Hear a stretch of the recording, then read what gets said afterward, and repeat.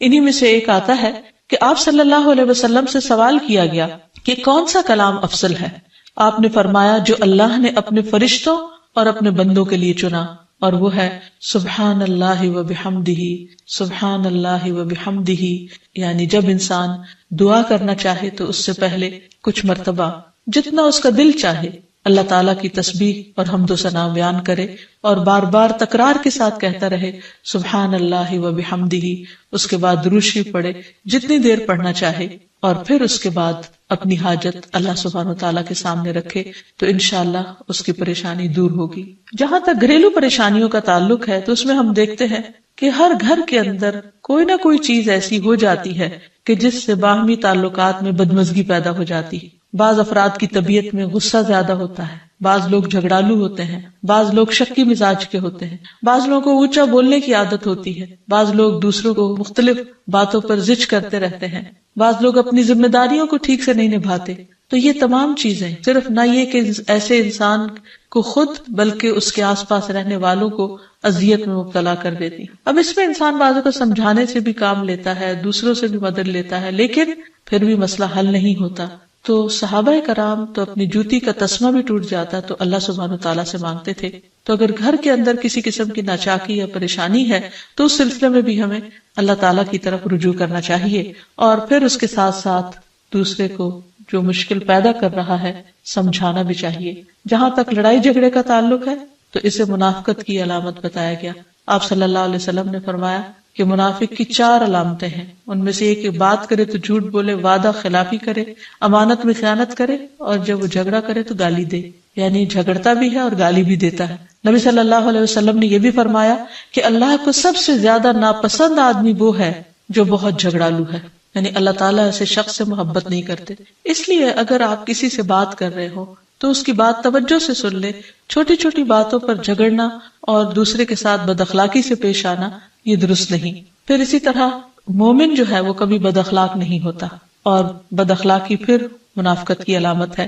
رسول اللہ صلی اللہ علیہ وسلم نے فرمایا تمہارے یہ نسب نامے کسی کے لیے گالی کا سبب نہیں ہے، تم سب آدم کی اولاد ہو، ایک دوسرے کے قریب ہو، دین یا عمل صالح کے علاوہ کسی وجہ سے کسی کو کسی پر کوئی فضیلت نہیں۔ آدمی کے برا ہونے کے لیے یہی کافی ہے کہ وہ فحش گو ہو، بد کلام ہو، بخیل ہو اور بزدل ہو۔ پھر اسی طرح آپس میں محبتوں کا نہ ہونا، بہن بھائیوں میں ناچاکی یا شوہر بیوی میں ناچاکی یا والدین کے ساتھ محبت کا نہ ہونا، یہ ایک طرح سے اللہ تعالیٰ کی طرف سے ایک آزمائش بھی ہو سکتی ہے اور ایک عذاب بھی ہو سکتا ہے۔ مومن تو محبت کرنے والا ہوتا ہے، اور اس شخص میں کوئی خیر نہیں جو محبت کرتا نہیں اور لوگ اس سے محبت نہیں کرتے، اور لوگوں میں سب سے زیادہ بہترین انسان وہ ہے جو لوگوں کے لیے فائدہ مند ہوتا ہے۔ تو اس لیے بہت ضروری ہے کہ خاندان کے اندر باہم محبت پائی جائے۔ گھریلو زندگی خوبصورت ہو جاتی ہے اگر آپس میں ایک دوسرے سے پیار، محبت اور ہمدردی کے جذبات پائے جاتے ہیں۔ پھر اسی طرح بعض اوقات گھریلو زندگی میں بدگمانیاں بہت تکلیف دیتی ہیں، یا گھر کے کچھ افراد سنی سنائی باتوں پر یقین کرتے ہوئے دوسروں کے خلاف بدگمانی پال لیتے ہیں، تو اس سے بھی پرہیز کرنے کی ضرورت ہے۔ اسی طرح گھریلو پریشانیوں میں گھر کا تنگ ہونا بھی ایک عذاب کی شکل ہے۔ اس لیے نبی صلی اللہ علیہ وسلم نے ہر وضو کرنے کے بعد جو دعا سکھائی اس میں خاص طور پر یہ دعا آتی ہے کہ اللہ میرے گھر میں وسعت پیدا کر دے، یعنی ایک تو دلوں میں وسعت ہو اور دوسرا یہ ہے کہ جگہ بھی کشادہ ہو۔ رسول اللہ صلی اللہ علیہ وسلم نے فرمایا 3 چیزیں بدبختی میں سے ہیں۔ عورت جب تو اسے دیکھے تو وہ تجھ کو بری لگے اور وہ تجھ پر اپنی زبان چلائے، اور اگر تو اس سے غائب ہو تو وہ اپنے نفس کی اور تیرے مال کی حفاظت نہ کرے۔ دوسرے مریل سواری کہ اگر تو اسے مارے اور چلائے تو تجھ کو تھکا دے، اور اگر اسے چھوڑ دے تو تجھے جلد تیرے ساتھیوں تک نہ پہنچائے، اور ایسا گھر جو تنگ اور کم سہولتوں والا ہو۔ تو اس لیے اگر انسان ایسی کسی تکلیف میں مبتلا ہے تو اس کا حل بھی یہی ہے کہ کوشش کے ساتھ ساتھ انسان دعا کرے۔ اسی طرح خرچ میں کمی، وسائل میں کمی، مال میں کمی، یہ تمام چیزیں بھی عموماً گھروں کے اندر جھگڑے پیدا کر دیتی ہیں۔ کھانے پینے کی قلت، بنیادی ضروریات کا پورا نہ ہونا، تو ایسی صورت میں بھی انسان اللہ تعالیٰ کی طرف رجوع کرے، اور اس کے لیے ساتھ ہی کوشش بھی ضروری ہے۔ کوشش میں سب سے پہلے تو یہ کہ انسان لڑائی جھگڑا چھوڑے، صبر و ضبط کی عادت ڈالے، برداشت و تحمل کی عادت اپنے اندر پیدا کرے، اپنے اخلاق کو بہتر بنائے۔ ایک حدیث کے مطابق اللہ سبحانہ و تعالیٰ جب کسی گھرانے پر خیر و برکت نازل فرمانا چاہتے ہیں تو اس گھر والوں کے اندر نرمی پیدا کر دیتے ہیں. اور ایک اور حدیث میں یہ بھی آتا ہے کہ جو نرمی سے محروم کر دیا گیا وہ ہر خیر و بلائی سے محروم کر دیا گیا. تو اس لیے گھر کے ہر فرد کو اپنے اپنے رویے پر غور کرتے ہوئے اپنے اخلاق کی اصلاح کرنے کی ضرورت ہے، اور دوسروں سے توقعات زیادہ رکھنے کی بجائے اپنا طرز عمل اچھا کرنے کی ضرورت ہے. اور گھر والوں کے ساتھ بہترین ہونا نبی صلی اللہ علیہ وسلم کی سنت ہے. آپ نے فرمایا تم میں سے بہتر وہ ہے جو اپنے گھر والوں کے لیے بہتر ہو، اور میں تم سب کی نسبت اپنے گھر والوں کے حق میں اچھا ہوں. یعنی آپ نے اپنی مثال دی کہ میں سب سے اچھا سلوک اپنے گھر والوں سے کرتا ہوں، تو تمہیں بھی اگر اچھا بننا ہے تو ایسا ہی کرنا ہوگا. پھر اسی طرح گھر والوں کو زیادہ سے زیادہ فائدہ پہنچانا. حسن بصری سے مروی ہے کہ اللہ تعالیٰ کے نزدیک پسندیدہ بندے وہ ہیں جو اپنے اہل و عیال کو سب سے زیادہ نفع دینے والے ہیں. پھر اسی طرح پیار و محبت سے رہنا. اگر لڑائی جھگڑا ہو بھی جائے یا کوئی غلط فہمی پیدا بھی ہو جائے تو اس وقت خاموشی اختیار کر لینا، مناسب وقت کا انتظار کر کے اس غلط فہمی کو دور کرنا ضروری ہے. پھر اسی طرح اللہ سبحانہ وتعالیٰ نے گھریلو زندگی کو خوشگوار بنانے کے لیے جو بہترین ہدایت ہمیں قرآن مجید میں دی ہے وہ ہے عفو و درگزر سے کام لینا. اللہ تعالیٰ فرماتے ہیں اے لوگو جو ایمان لائے ہو، بے شک تمہاری بیویوں اور تمہارے بچوں میں سے بعض تمہارے دشمن ہیں، سو ان سے ہوشیار رہو، اور اگر تم معاف کرو اور درگزر کرو اور بخش دو تو بے شک اللہ بے حد بخشنے والا نہایت رحم فرمانے والا ہے. تمہارے مال اور تمہاری اولاد تو محض ایک آزمائش ہے، اور جو اللہ کے پاس ہے وہ بہت بڑا اجر ہے. واللہ عندہ اجر عظیم، اور جو اللہ ہے اسی کے پاس بہت بڑا اجر ہے. یعنی انسان کو بعض اوقات اپنی ہی بیوی یا بیوی کو اپنے ہی شوہر سے اور بعض اوقات اپنے ہی بچوں سے یا اپنے ہی والدین سے دشمنی کا اندیشہ ہو سکتا ہے، اور وہ ایک دوسرے کے لیے مصیبت اور بلا ہو سکتے ہیں. لیکن ایسی صورت میں بھی انسان کا گزارا نہیں ہو سکتا جب تک ایک دوسرے کو معاف نہ کرے. زندگی کی گاڑی نہیں چل سکتی جب تک انسان دوسروں کے قصور اور غلطیاں ان سے درگزر نہ کرے. کیونکہ ہر انسان کبھی غصے کی وجہ سے، کبھی جہالت کی وجہ سے، کبھی جلد بازی کی وجہ سے، کبھی لوگوں کے اکسانے پر اپنے پیاروں کے ساتھ زیادتیاں کر جاتا ہے. تو ایسی صورت میں انسان اگر چاہتا ہے کہ اس کی زندگی خوشگوار ہو تو اسے معاف کرتے رہنا چاہیے. نبی صلی اللہ علیہ وسلم کے اخلاق کے بارے میں جب پوچھا گیا تو حضرت عائشہ کہتی ہیں کہ آپ تان و تشنیع کرنے والے نہ تھے، یعنی تانے نہیں دیتے تھے، یعنی اگر کسی سے غلطی ہو جاتی تو اسے بار بار یاد نہیں کراتے تھے، فحش کام نہیں کرتے تھے، بازاروں میں چیخنے والے اور برائی کا بدلہ برائی سے دینے والے نہ تھے، بلکہ معاف کرنے والے اور درگزر کرنے والے تھے. اور حقیقت یہ ہے کہ جو جس کے جتنا قریب ہوتا ہے، جیسے گھر والے ہیں، اس کی غلطیاں اور اس کی کمزوریاں زیادہ سامنے آتی ہیں، اور پھر وہ ریپیٹڈلی سامنے آتی ہیں، بار بار سامنے آتی ہیں. تو ایسی صورت میں معاف کرنا بھی مشکل لگتا ہے، لیکن پھر بھی معاف کیے بغیر گزارا نہیں. پھر اسی طرح یہ ہے کہ انسان اگر ہمیشہ دوسروں کا حق ادا کرنے کی فکر کرے تو اس سے بھی بہت سے جھگڑے ختم ہو جاتے ہیں. شوہر اگر بیوی کو حق دینے والا ہو، بیوی خوشی سے شوہر کا حق دینے والی ہو، بہن بھائی ایک دوسرے کے اوپر قربانی کرنے والے یعنی ایثار کرنے والے ہوں، تو ایسی صورت میں گھر کا ماحول بہت خوشگوار ہو سکتا ہے. عورت کے بارے میں فرمایا نبی صلی اللہ علیہ وسلم نے کہ عورت اس وقت تک ایمان کی حلاوت نہیں پا سکتی جب تک کہ وہ اپنے شوہر کا حق ادا نہیں کرتی. اسی طرح شوہر کے لیے نبی صلی اللہ علیہ وسلم کا یہ اسوہ حسنہ بہترین ہے کہ آپ صلی اللہ علیہ وسلم اپنے گھر ہوتے ہوئے اپنے گھر والوں کے کام کاج میں ہاتھ بٹایا کرتے تھے، ان کی خدمت کیا کرتے تھے. جب نماز کا وقت ہوتا تو فوراً نماز کے لیے تشریف لے جاتے. آپ اپنے چھوٹے چھوٹے کام خود کر لیا کرتے تھے. یعنی اس سے بھی یہ پتہ چلتا ہے کہ خوشگوار گھریلو تعلقات میں دوسرے پر بوجھ نہ بننا ایک بہت اہم نقطہ ہے. کیونکہ اگر ہر انسان اپنی ذمہ داری خود لے لے تو دوسروں کے لیے وہ خوشگوار ہو جاتا ہے. پھر اسی طرح گھر والوں کو اگر کوئی غم، تکلیف یا پریشانی ہو تو اس موقع پر اپنے اختلافات کو بھول کر ان کی مدد کرنا، ان کی کیئر کرنا اور ان کی دلجوئی کرنا یہ بھی بہت ضروری ہے. اور حد الوسع گھر کا ماحول خوشگوار رکھنا چاہیے، ایک دوسرے کا احساس کرتے ہوئے اور ایک دوسرے کے کاموں میں عیب نہ نکالتے ہوئے اور ایک دوسرے کو اپریشیٹ کرتے ہوئے، ایک دوسرے کی اچھی خوبیوں کو اور اچھی باتوں کی تعریف کرتے ہوئے، اور اسی طرح بعض اوقات اپنی خواہشات کو پیچھے کرتے ہوئے. کیونکہ اگر ہر انسان یہ چاہے کہ زندگی اس کے مطابق، کیونکہ اگر ہر انسان یہ چاہتا ہو کہ ہر کام گھر میں اس کی مرضی کے مطابق ہو، تو یہ ممکن نہیں. بہت سے گھروں میں ساس بہو کا جھگڑا کس بنا پر ہوتا ہے، یا آپس میں قریبی رشتوں کا جھگڑا اور فتنہ فساد کس وجہ سے ہوتا ہے؟ کیونکہ ہر شخص یہ چاہتا ہے کہ گھر کا نظام اس کی مرضی کے مطابق ہو، حالانکہ ایسا ہونا ممکن نہیں. تو اس لیے ہر انسان کو اپنی رائے بھی دینی چاہیے، لیکن دوسروں کی رائے کا بھی احترام کرنا چاہیے. اپنی ضرورت بھی پوری کرنی چاہیے، لیکن اس کے ساتھ ساتھ دوسروں کی ضروریات کا بھی خیال کرنا چاہیے. پھر اسی طرح بہت سے معاملات میں قناعت اختیار کرنی چاہیے، کیونکہ یہ زندگی بذات خود ایک امتحان ہے، اور اصل عیش و عشرت کی جگہ جنت ہے، دنیا نہیں، یا دنیا کا گھر نہیں. تو اس لیے ضروری ہے کہ مشکل حالات میں انسان اپنے عزیزوں کا، پیاروں کا، گھر والوں کا ساتھ دے، ان کی مدد کرے. مثلا شوہر کے اگر معاشی حالات تنگ ہیں تو بیوی ناجائز مطالبات نہ کرے. اسی طرح اگر بیوی بیمار ہے تو شوہر اس سے بہت زیادہ گھر کے کام کا مطالبہ نہ کرے. تو ایک دوسرے کے حالات کی رعایت کرتے ہوئے اگر انسان ایک دوسرے سے توقعات رکھے تو اس سے بھی حالات بہت خوشگوار ہو سکتے ہیں. اور پھر یہ کہ ہمیشہ دوسروں کی چھوٹی چھوٹی ایفرٹ پر ان کے لیے شکر گزاری کے جذبات ہونے چاہیے. مثلا اگر کوئی آپ کو گھر میں پانی پلا دے تو آپ اس پر بھی شکریہ بولیں. ہم عام طور پر اگر گھر سے باہر کہیں ہوتے ہیں اور کوئی ہمارے ساتھ تھوڑے سا بھی احسان کا معاملہ کرے تو ہم اس کے احسان کو مانتے ہیں، لیکن گھر والوں کا احسان ماننا ایک مشکل کام لگتا ہے. تو اس لیے اگر ہم چاہتے ہیں کہ گھریلو زندگی خوشگوار ہو تو اس میں گھر والوں کے احسان کو بھی ماننا ضروری ہے. اور پھر چھوٹی چھوٹی اذیتوں کو بہت مینشن نہیں کرنا چاہیے، ان کا ذکر نہیں کرنا چاہیے، ان پر صبر کرنا چاہیے. تو جو شخص شکر اور صبر سے کام لیتا ہے اس کی زندگی لازماً خوشگوار ہوتی ہے. لیکن اس کے باوجود بھی اگر گھریلو زندگی میں تنگی ہو، تکلیف ہو، آپس کی ناچاکی ہو، دشمنی ہو، پریشانی ہو، بہت بے چینی ہو، تو پھر اللہ سبحانہ وتعالی ہی کی طرف رجوع کرنا چاہیے. کیونکہ قرآن مجید میں آتا ہے وَإِن يُرِدْكَ بِخَيْرٍ فَلَا رَادَّ لِفَضْلِهِ يُصِيبُ بِهِ مَن يَشَاءُ مِنْ عِبَادِهِ وَهُوَ الْغَفُورُ الرَّحِيمُ. اور اگر اللہ تمہیں کوئی تکلیف پہنچانا چاہے تو اس کے سوا کوئی اسے دور کرنے والا نہیں، اور تجھ سے کوئی بھلائی کرنا چاہے تو کوئی اسے ٹالنے والا نہیں. وہ اپنے بندوں میں سے جسے چاہے فضل سے نوازتا ہے، اور وہ بخشنے والا اور رحم کرنے والا ہے.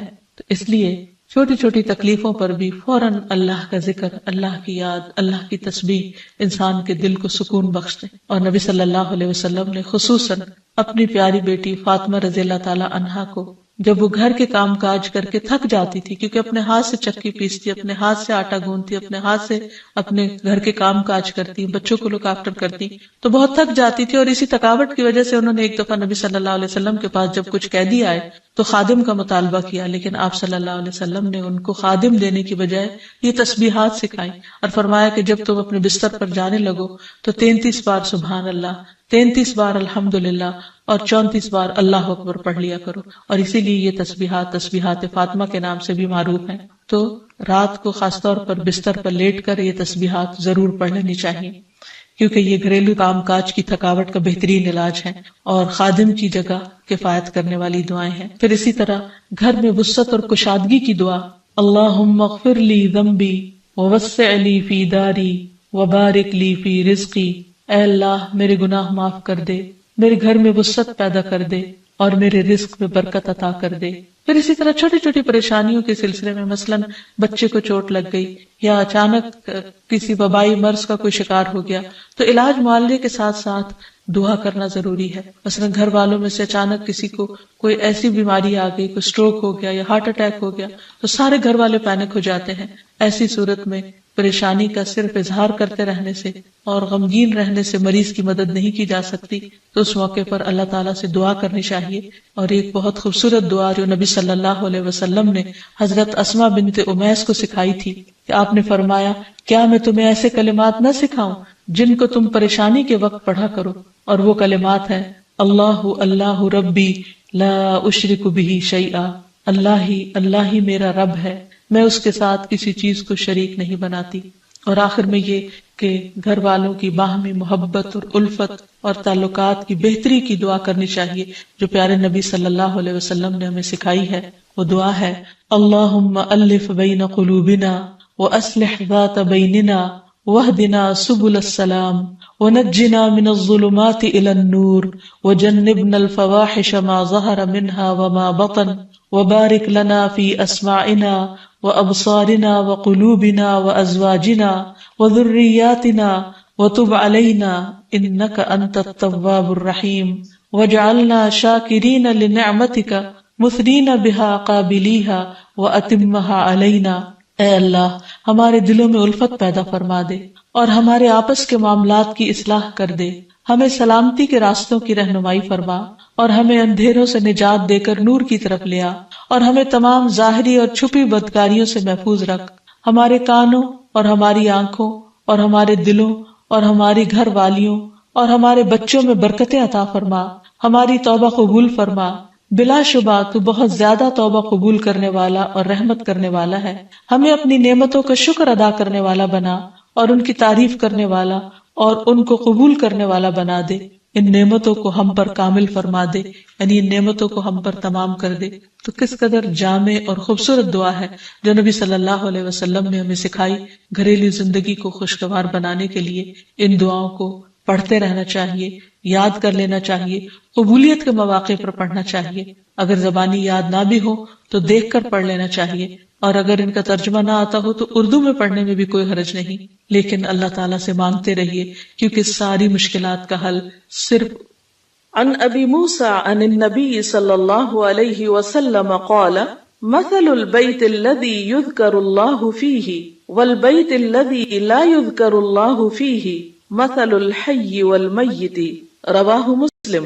سیدنا ابو موسیٰ رضی اللہ عنہ سے روایت ہے، نبی صلی اللہ علیہ وسلم نے فرمایا، جس گھر میں اللہ تعالیٰ کا ذکر کیا جاتا ہے اور جس گھر میں اللہ تعالیٰ کا ذکر نہیں کیا جاتا وہ زندہ اور مردہ کی مثل ہے۔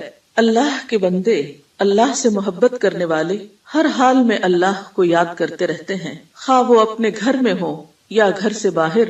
الذین یذکرون اللہ قیاما وقعودا وعلی جنوبہم، وہ جو اللہ کا ذکر کرتے ہیں کھڑے، بیٹھے اور لیٹے۔ ایسے لوگ دنیا کے کسی بھی حصے میں ہوں، کوئی بھی کام کر رہے ہوں، ان کے دلوں میں اللہ کی یاد سمائی ہوئی ہوتی ہے۔ ان کے دلوں میں اللہ کی یاد صرف مسجد کی حد تک یا کسی خاص جگہ سے ہی مخصوص نہیں ہوتی، بلکہ وہ اپنے گھروں میں بھی اللہ کو یاد کرتے ہیں۔ اس حدیث کے مطابق وہ گھر جن میں اللہ کا نام بلند ہوتا ہے، جس میں ذکر کیا جاتا ہے، وہ اس شخص کی طرح ہے جو زندہ ہو۔ اس کی مثال ایک زندہ انسان کی سی ہے۔ اس کے برعکس وہ گھر جس میں اللہ کا نام نہ لیا جاتا ہو، اللہ کا ذکر بلند نہ ہوتا ہو، اس گھر کی مثال ایک مردہ کی سی ہے۔ اور آپ سب جانتے ہیں کہ زندہ اور مردہ برابر نہیں ہوا کرتے۔ لا يستوي الاحیاء ولا الاموات، زندہ اور مردہ برابر نہیں، دونوں میں بہت بڑا فرق ہے۔ اسی طرح ان دو گھروں میں بھی بہت فرق ہے، جن میں سے ایک میں اللہ کی یاد بلند ہو، اللہ کا نام بلند ہو، اور دوسرے وہ جس میں اللہ تعالیٰ کو یاد کرنے والا کوئی نہ ہو۔ قرآن پاک میں اللہ سبحانہ و تعالیٰ کو یاد کرنے والوں کی صفت یہ بتائی گئی ہے کہ رجال لا تلہیہم تجارت ولا بیع عن ذکر اللہ، وہ ایسے لوگ ہیں جنہیں تجارت اور خرید و فروخت اللہ کی یاد سے غافل نہیں کرتی، یعنی عین دنیا کے اندر رہتے ہوئے بھی وہ اللہ کو یاد کرتے رہتے ہیں۔ وَإِقَامِ الصَّلَاةِ وَإِيتَاءِ الزَّكَاةِ، نماز قائم کرنے اور زکوٰۃ کی ادائیگی سے کوئی چیز انہیں منع نہیں کرتی، مانے نہیں ہوتی۔ اور وہ یہ کیوں کرتے ہیں؟ یعنی اللہ کو یاد کیوں کرتے رہتے ہیں اور اپنے فرائض کی ادائیگی میں سرگرم کیوں رہتے ہیں؟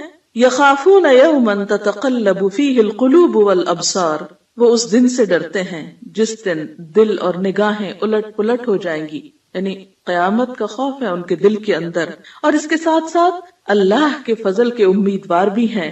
لیجزیہم اللہ احسن ما عملوا ویزیدہم من فضلہ، تاکہ اللہ ان کو بدلہ دے ان کے اچھے اعمال کا جو انہوں نے کیے، اور اپنے فضل سے زیادہ بھی نوازے۔ واللہ یرزق من یشاء بغیر حساب، اور اللہ اپنے رزق میں سے جسے چاہتا ہے بے حساب عطا کر دیتا ہے۔